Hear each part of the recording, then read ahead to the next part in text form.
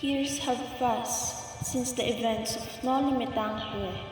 The Philippines remains under the iron grip of Spanish rule. But a new force has emerged, a man consumed by vengeance. Simon, a man driven by the memory of lost love and the injustices he has witnessed. He has a plan to ignite a revolution, to overthrow the corrupt regime. But the path to freedom is paved with danger and sacrifice. Will Simon's revolution succeed, or will it be crushed by the relentless force of the Spanish Empire?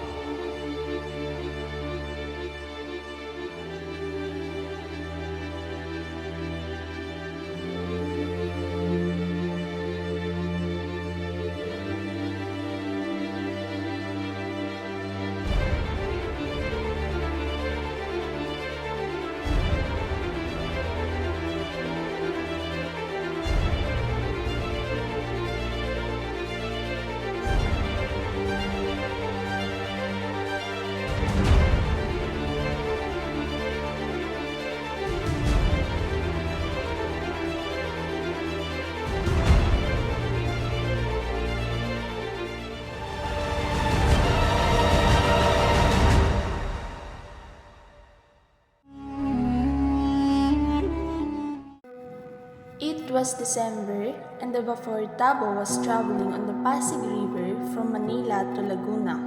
The ship was fully loaded.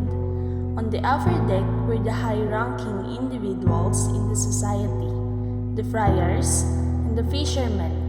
Meanwhile, below deck were the less fortunate, along with some Chinese, mingling with the cargo of the passengers.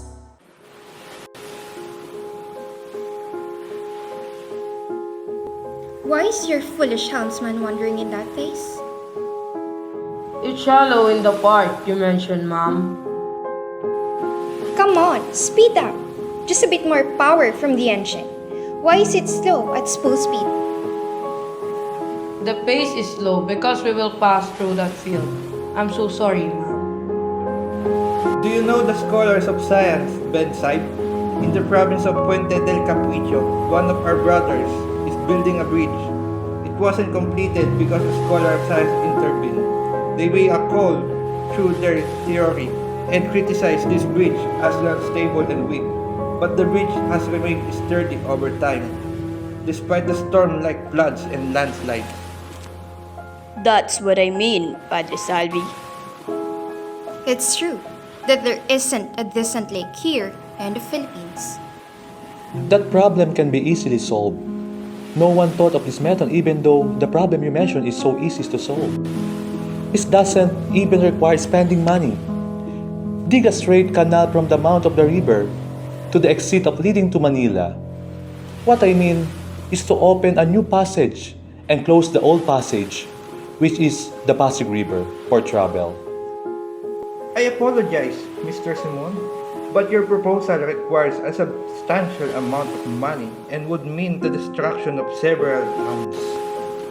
Destruction? What of it? But what about the money that will be spent? Use the prisoner for the work, don't pay them, so the government can save on expenses. That is not enough! Then use the elders, the youth, and even the children. Everyone must work and be ordered to bring their tools and food. Let us not fool ourselves. You know that is only the way. The weak will remain in their condition, while the strong will continue to dissipate their power over time. Mr. Simon, that method will lead to chaos. Chaos? Did the people of Egypt revolt? Did the Jewish prisoners rise against Titus? I thought you were knowledgeable about history. There have been several uprisings in this town.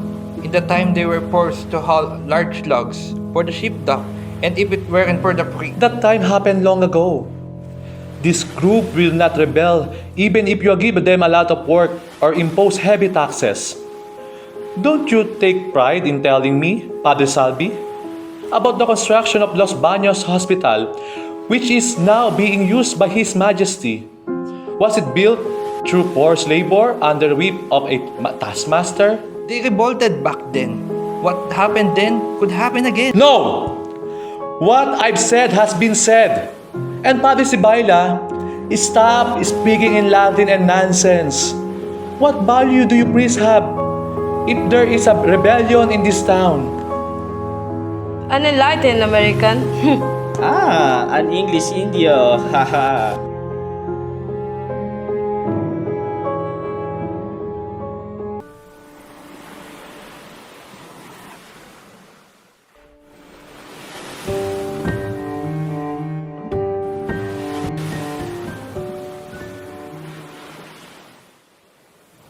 What did your uncle say about Paulita?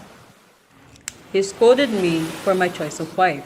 I told him there's nothing he could criticize about Paulita. She's beautiful, rich, although an orphan. That's true. She's very wealthy, respectable, charming, and flawless. Except for one thing. Haha! Her aunt, do you know that Doña Victorina asked me to look for Don Tiburcio? I'm sure you agree. Just so you wouldn't lose your fiancé. Yes, the problem is her husband is hiding right with us.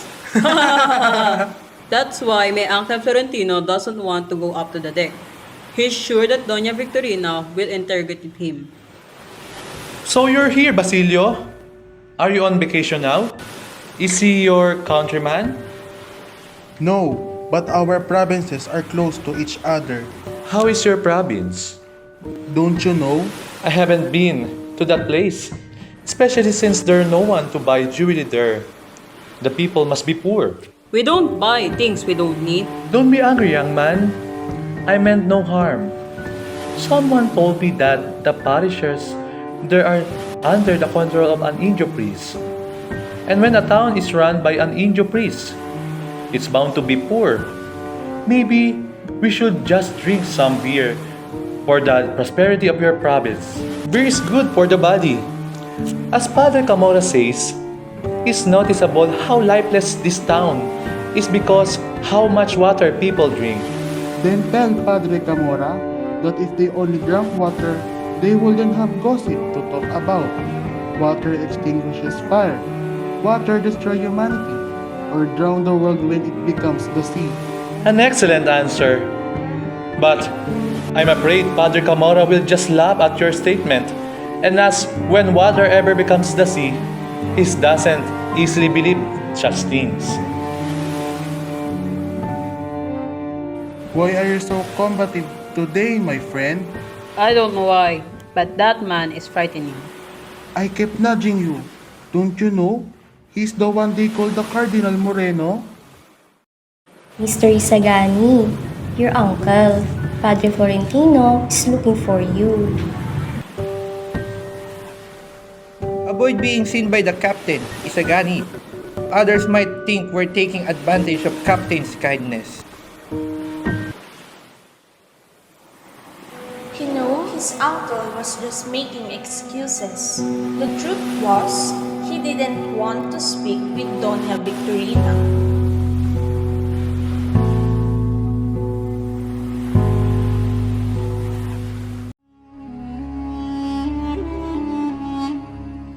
In Nolimitangere, he is the woodcutter's cello, and his son is Telesporo, more commonly known as Tales. He used to be a tenant farmer, but eventually had his own farm. They were exploited by the friars. Just let it be. If you talk to them, you surely spend 10 times more than the taxes you owe the priest. And as a return favor, they might even ask you to pay for a mass. Just think of the amount as money lost in gambling or tossed to a crocodile. The harvest became abundant, so the friars raised the taxes. Tales complied, hoping the harvest would continue to improve. He wanted to educate his daughter, Huli, who was Basilio's sweetheart. When Tales' harvest and livelihood improved, he was elected, thus becoming the headman, or more commonly known as Cabezang Tales. Be patient. The relatives of the crocodile are multiplying. Grandfather, Basilio has achieved success in Manila. In a year, you should go to Manila to study like the other girls in town. The tax reached 200 pesos, and Cabezang Tales became exasperated. He was tired of the freeze threats.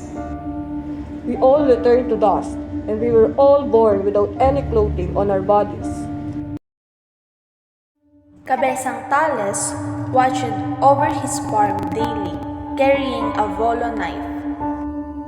Just pay your taxes so you won't lose your land. You can do anything because I am ignorant and lack the strength to fight. But you must understand that I have cultivated this land with the help of my father, wife, and children. I cannot give this land to anyone who cannot surpass what I have done. Let him first water it with blood, along with his whole clan. At that moment, he called for his son Tanong, who was with the military, but he was too kind to be a civil guard. Cabezang Tales did not make his son pay any amount to avoid the military taking him. Instead, let him go. Many could not believe this event. I will hire a lawyer.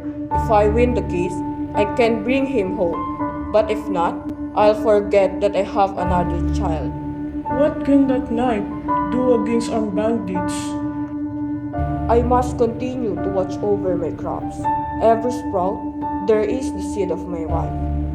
The bandits captured Cabezang Tales and demanded a ransom of 500 pesos, threatening to kill him if he did not pay.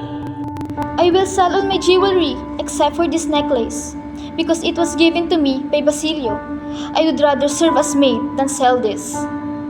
Holy didn't have enough money to ransom her father, so she accepted the offer to borrow money in exchange for her service. If you leave, I will go to the forest and never come back. Grandfather, don't do that. Remember, I'm doing this to bring my father back so he can win his case and be freed from servitude.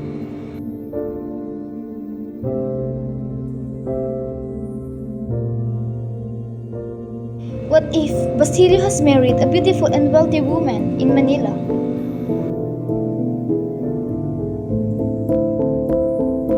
He will know that I chose to serve rather than sell the necklace that symbolizes his love for me.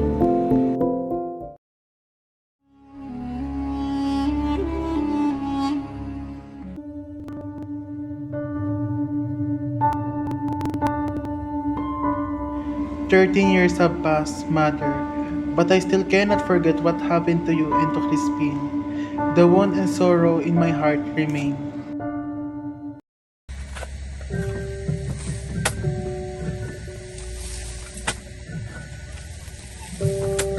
"Can I help you, sir?" 13 years ago, you helped me bury my mother's body and burn the corpse of a man. Now, allow me to help you in return." And who do you think I am? "A great man, someone who everyone thought was dead, whose defeated caused me such sorrow as well." You know my secret, one that could lead to ruin and expose my plans. I could kill you for this, for the sake of my purpose. I have a weapon, and you have none. Your death in this forest could easily be blamed on bandits, since no one knows I'm here. But I will let you live, and I hope I won't regret it. Like me, you have debts to settle with society. This debt is the life of your brother and the madness of your mother. We are both victims, wronged by this society. So, I have decided that instead of bringing you harm, it's better that we can help each other. "Sir, it's not that I disregard what you are saying, but I've chosen wisdom in serving the country." Wisdom is not the answer to everything. That is what every prosperous nation strives to achieve. There is no end to the knowledge one can discover. And that is what could cure humanity. Knowledge that can spread widely across the world. And what have you done with the memory of your mother and brother? I can't do anything. I have no money, no name. What happened to them would only happen to me. What would happen if I sought revenge? Could I bring back even a strand of their hair? In seeking vengeance, many more might suffer. You could prevent what happened to others and bring justice to the fate of our loved ones. No one can be enslaved if no one allows themselves to be enslaved. The oppressors fear the ones they wrong. Me? They would fear me? It's human nature to fear the ghosts they themselves have created. It's up to you what you do with my secret. But if you ever change your mind, my doors in Escort are always open, and I welcome you with open arms.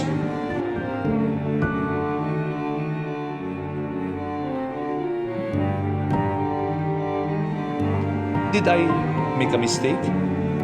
Is he hesitating or is he thinking carefully about whether to reveal my secret?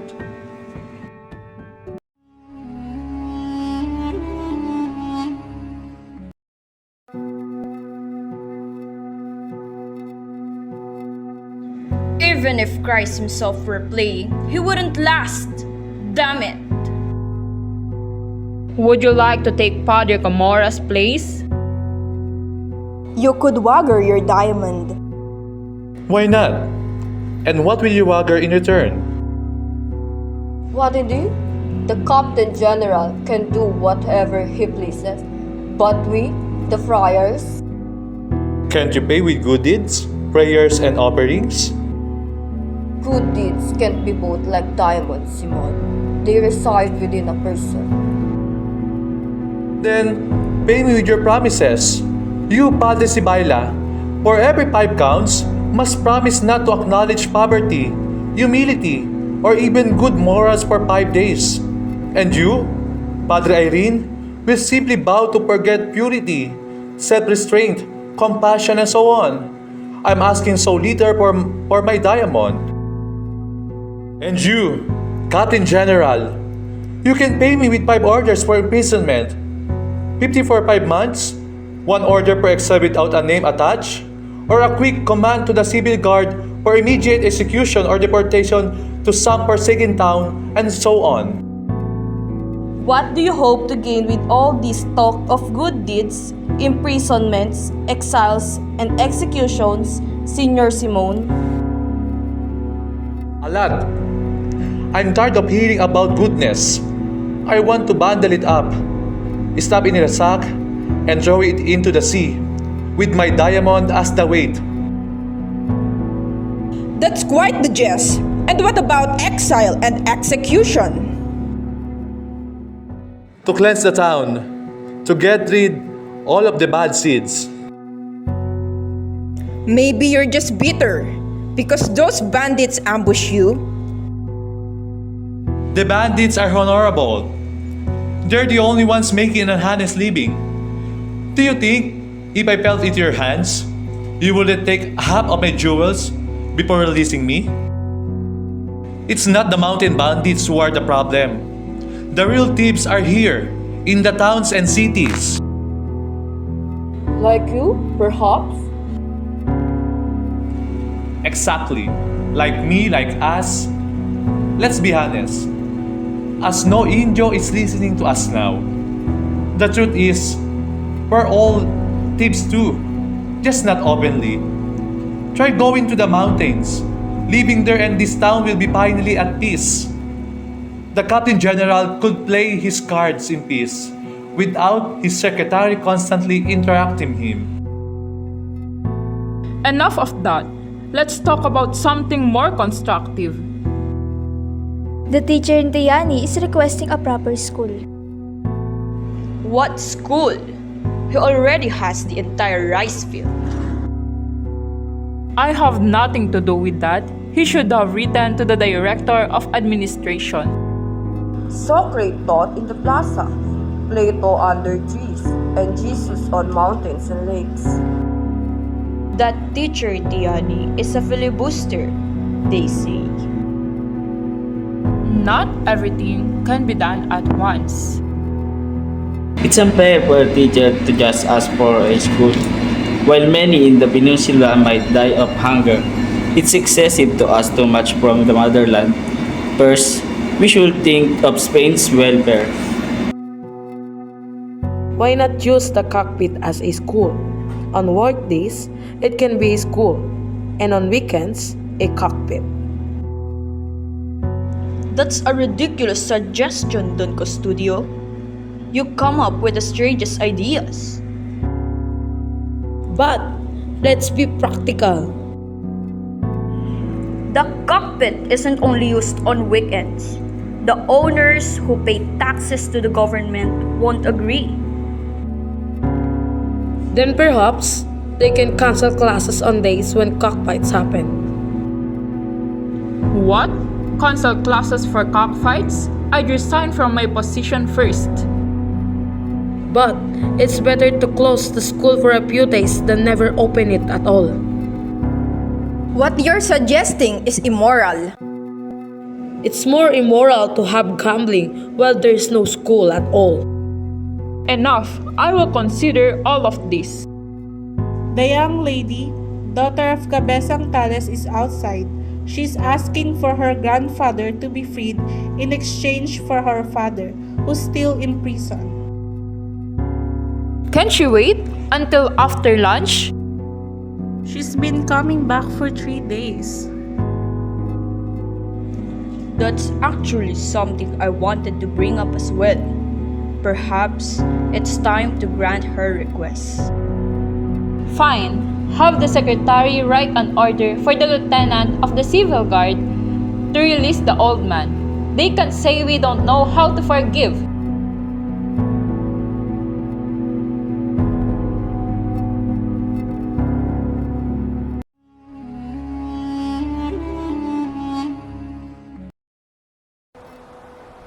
Placido Penitente is a bright student, yet he is reluctant to study.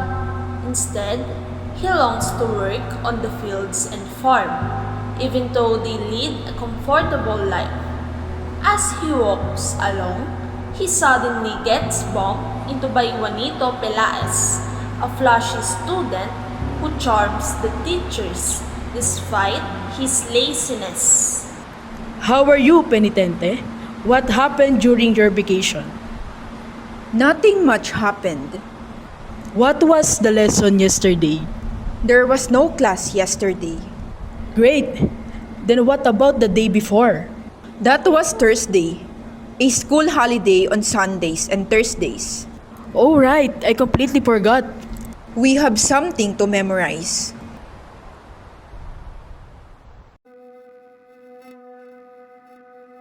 You, what did we study last time?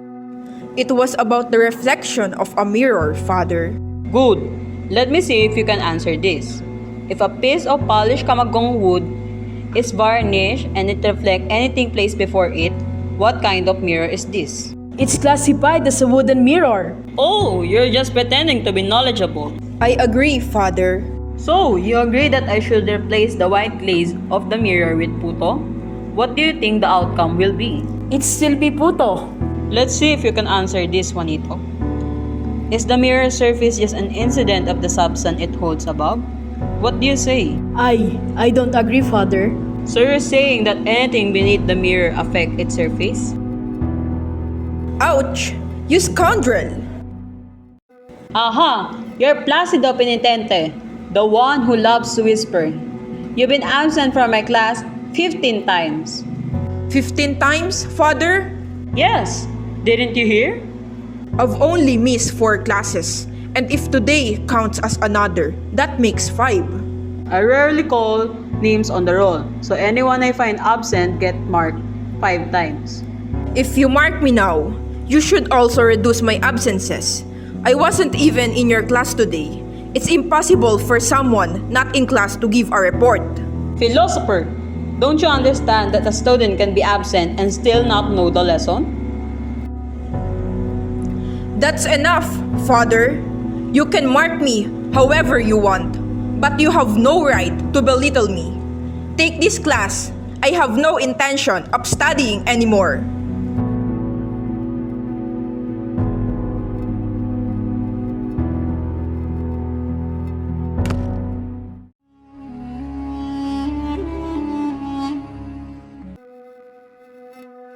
Placido Penitente felt a surge of determination as he left Father Milon's class, the bitter taste of humiliation still fresh in his mind.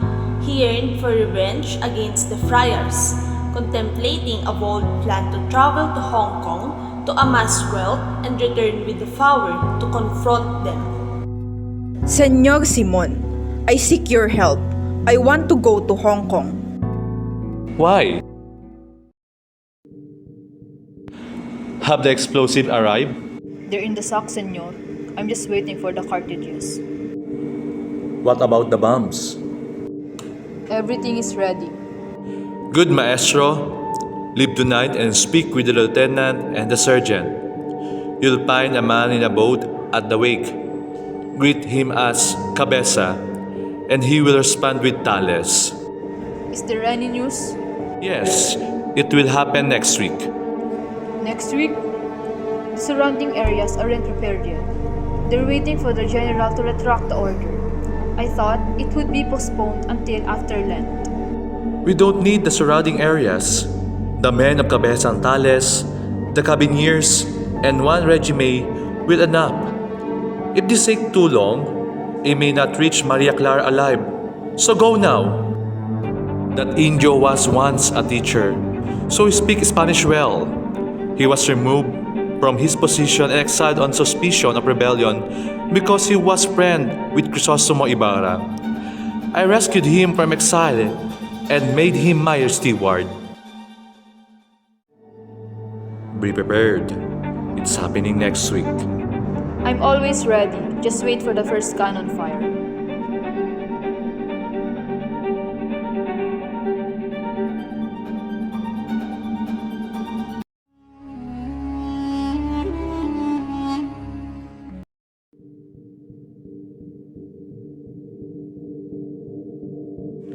How is the sick person? Her condition has worsened. Her pulse is weak, and her heart barely beats. She has lost all appetite. The poison has spread throughout her body. At any moment, whether tomorrow or the day after, she could take her last breath. Why? A few nights ago, she woke up unable to see anything, thinking she had gone completely blind.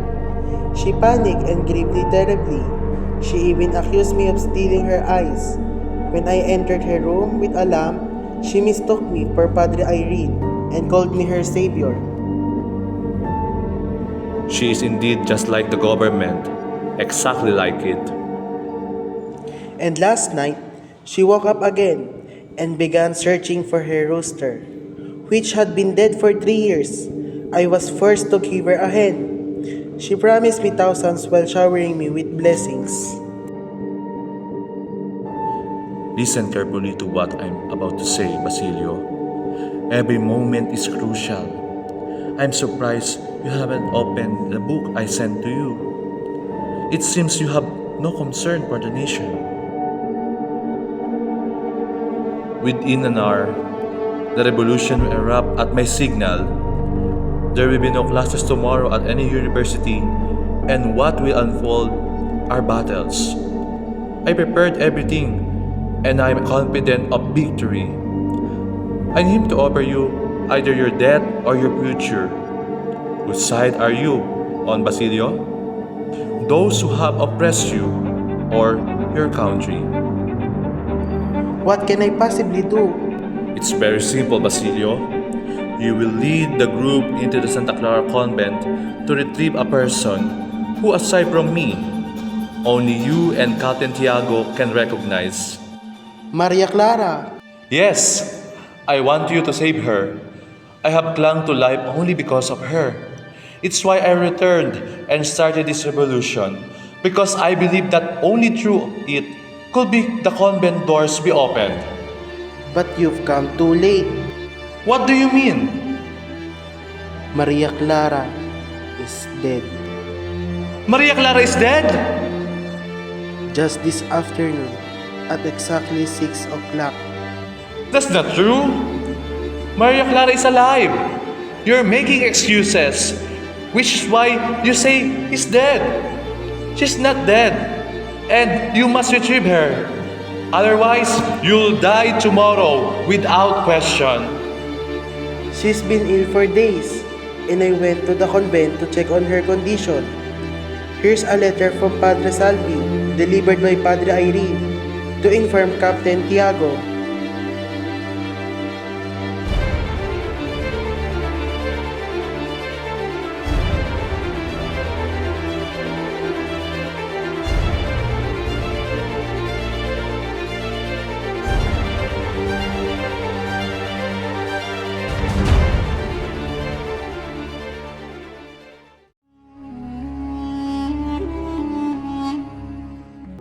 Isagani, I know you know very well where my husband is.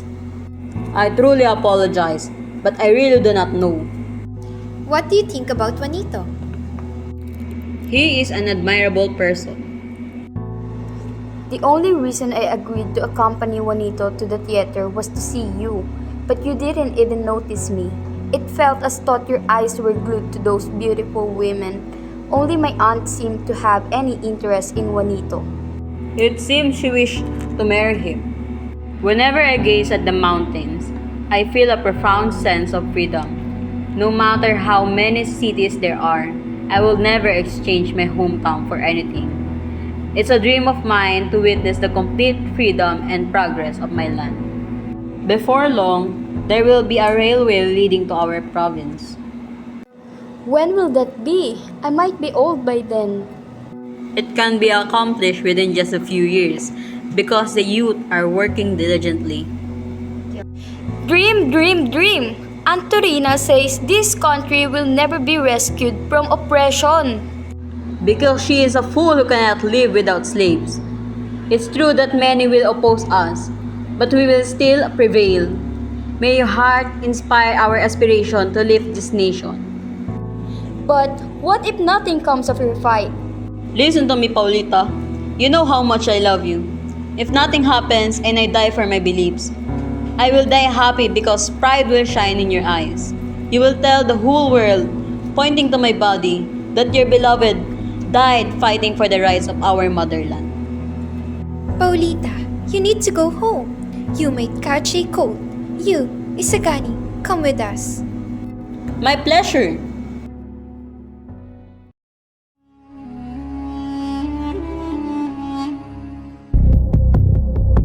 Basilio was captured by the civil guards for his posters. The news quickly reached Huli through her employer, Hermana Pancha. Basilio has been arrested by the civil guards and is currently in prison. What? Didn't you hear me? Basilio has been taken by the civil guards and he is now locked up. I need your help to free Basilio. Approach Padre Camora. He is the only one who can help you. After all, he was the one who assisted you in freeing Tandancelo, wasn't he? Do you want me to accompany you? I understand why you hesitate to approach him. Padre Camora's hands are indeed restless around women, but you need not fear, for you will not be alone.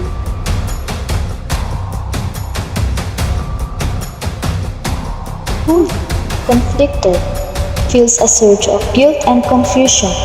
She wonders why she couldn't muster the courage to fight for her father, yet now feels compelled to do so for Basilio. The thought weighs heavily on her heart, knowing that if she acted, she might end up being cursed by Basilio as well. Another has already been shot. Perhaps I should go to the convent and confront Padre Camora. Yet, Huli hesitated, her resolve wavering. She couldn't shake the feeling of dread. But soon, she learned that all the prisoners had been released except for Basilio, who had no defender. This news ignited the fire within her, and she hurriedly sought out her managal. We'll be late! Let's go home. We need to return to the village. You have nothing to fear. I am with you. But I'm scared. Don't be foolish. Let Basilio be thrown away like refuse or worse, shot in the street. If something terrible happens to him, it will be too late for your regrets.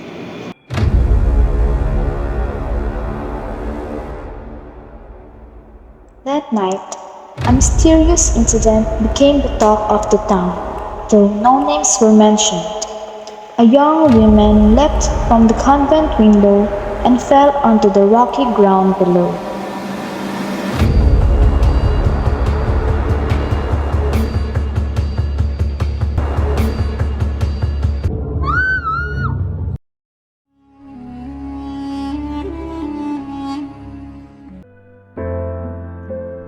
The mothers sent their children who were studying back home, either to spend their vacation or to tend to their lands and avoid the chaos that had unfolded. Meanwhile, Basilio remained in prison. Huli is dead. She jumped out of the convent window.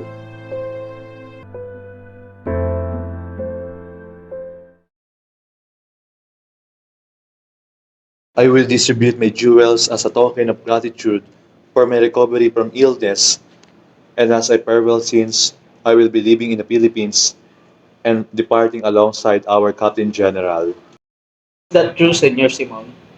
However, I do not have a house of my own where we can hold the celebration. I wish you had bought Captain Tiago's house, which Senor Timoteo purchased a mere pittance. Later, news spread about the upcoming marriage of Paulita and Juanito. Paulita had become practical, setting aside her feelings for Isagani.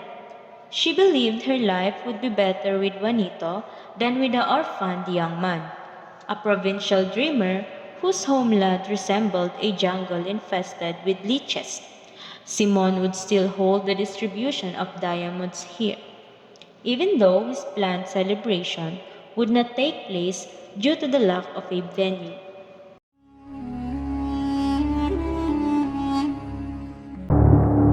In the young man named Basilio when he arrives.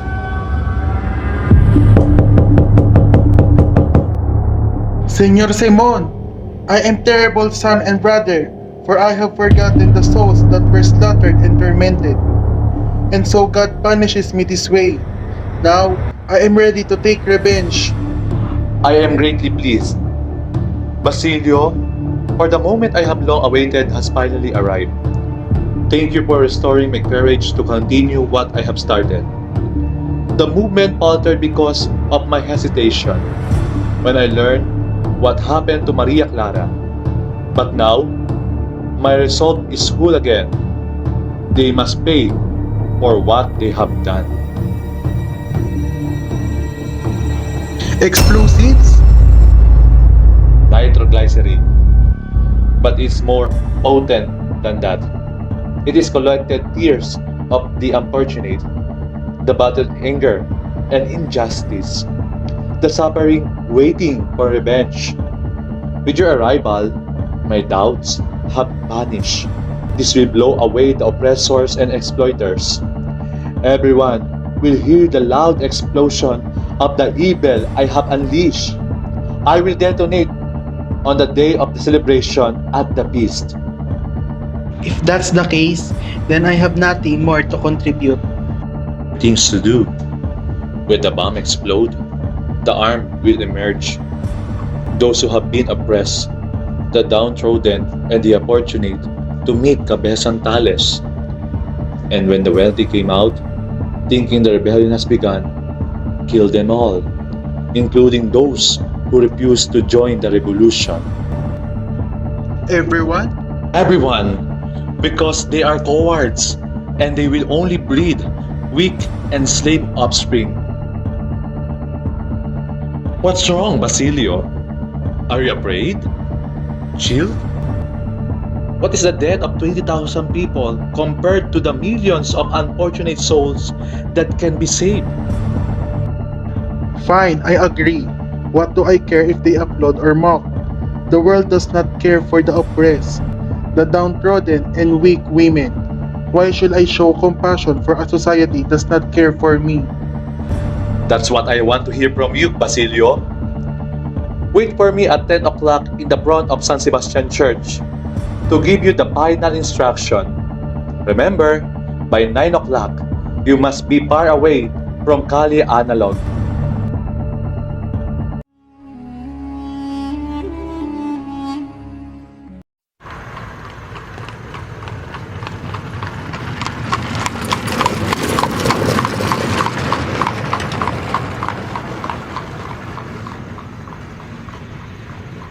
Poor Sagani. What could have happened to him? I wonder if I should include him with what Simone and I are planning. General was sad because his time in office was coming to an end, which was the reason he had amassed a lot of money in the bank. Meanwhile, Basilio stood in the front of the house, observing the arriving guests. The sun is setting. I want to warn them, because many will be affected by what is about to happen. Saw Padre Salki and Padre Irene enter, everything changed. I should not fail the trust given to me. I owe a debt of gratitude to Senor Simon.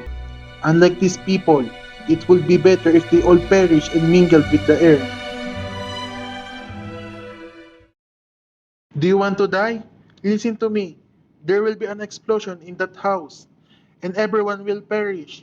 It's better for us to leave this place. We shouldn't waste any more time. Paulita, because tomorrow she will be different. Not allow the woman I love to die.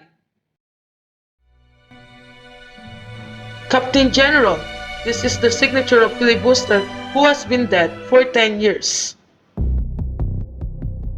Continue the celebration and do not let a bad joke ruin it. Raise the fuse.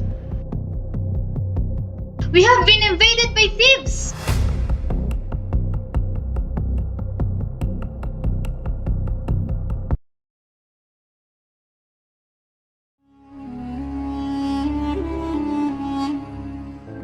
Padre Florentino became sad, especially his close friend Don Tiburcio had left his house, thinking that Dona Victorina had finally tracked them down.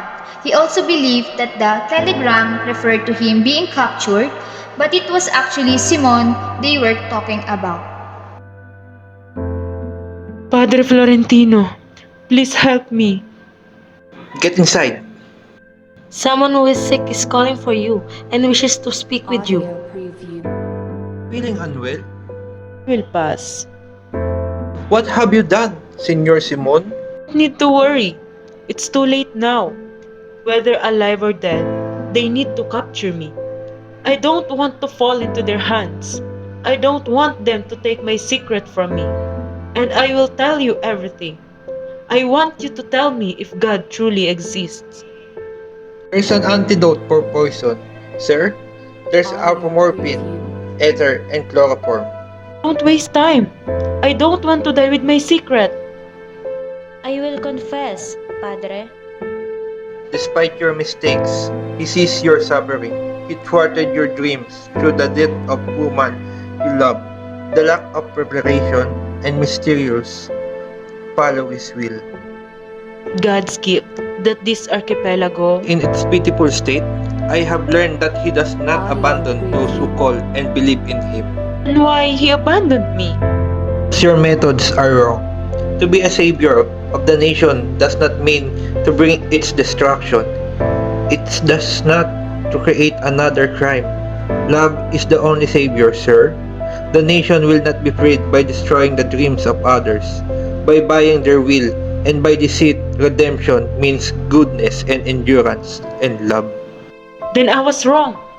What sin have I committed compared to the sins of those in power? Why should I not be punished and grant victory to the nation? Oppressed must endure to be more deserving of God's care. The scent of shattered bottle of perfume will be more fragrant. That is why I long to oppress them. What should I do now? Endure and act. It's easy for those who have not suffered to say that. What else awaits those who have endured so much suffering and see no bright future ahead? You have not witnessed what I have seen. What kind of God demands such immense suffering? Youth willing to sacrifice for the nation.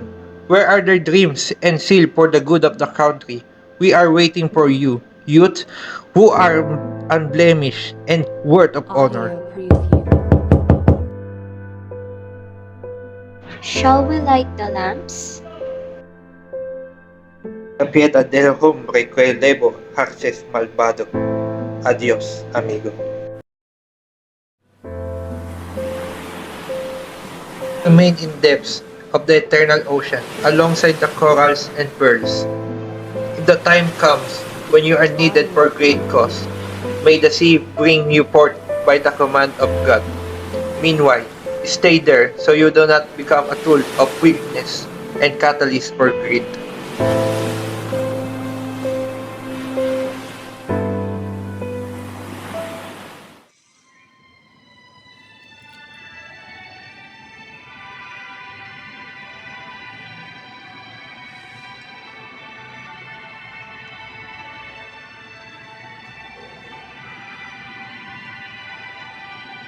Sana'y di magmaliw ang dati kong araw nang munti pang bata sa piling ninanay. Nais kong maulit ang awit ni Inang Mahal, awit ng pag-ibig habang ako'y nasa duyan.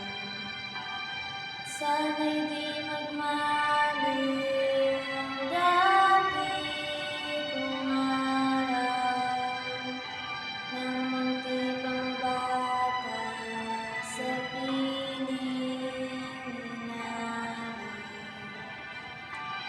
Nais kong maulit ang awit ni Inang Mahal, awit ng pag-ibig habang ako'y nasa duyan.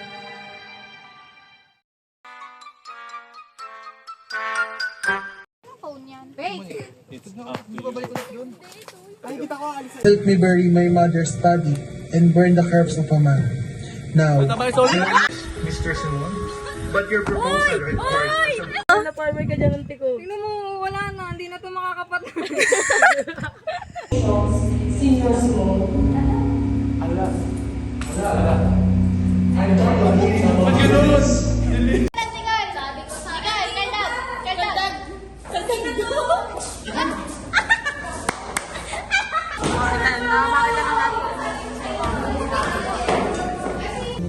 to inform Captain Tiago.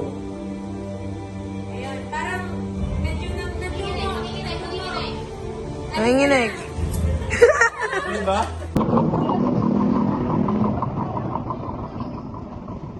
Where is the body? What could have happened to him? I wonder if I should have told him.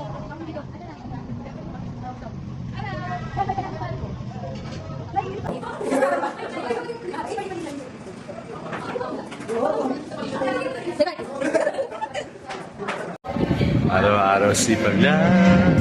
Sipag lang, sipag lang. Wala, hindi siya washable. Hala!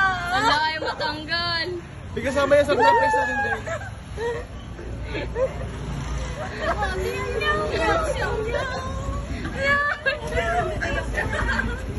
Hoy, sabi mo washable. Adelay.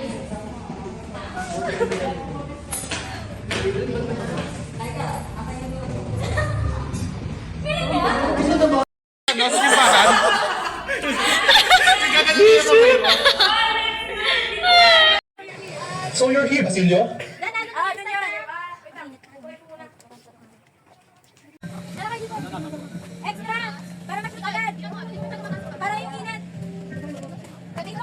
Need to worry. It's too late now. Whether alive or dead, they need action.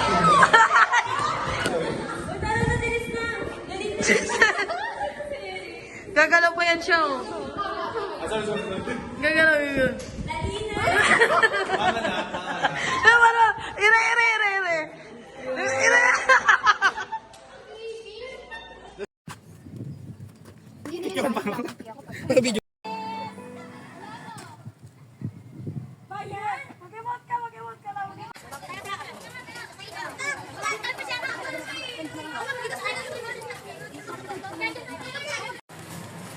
Sino sa loob, eh?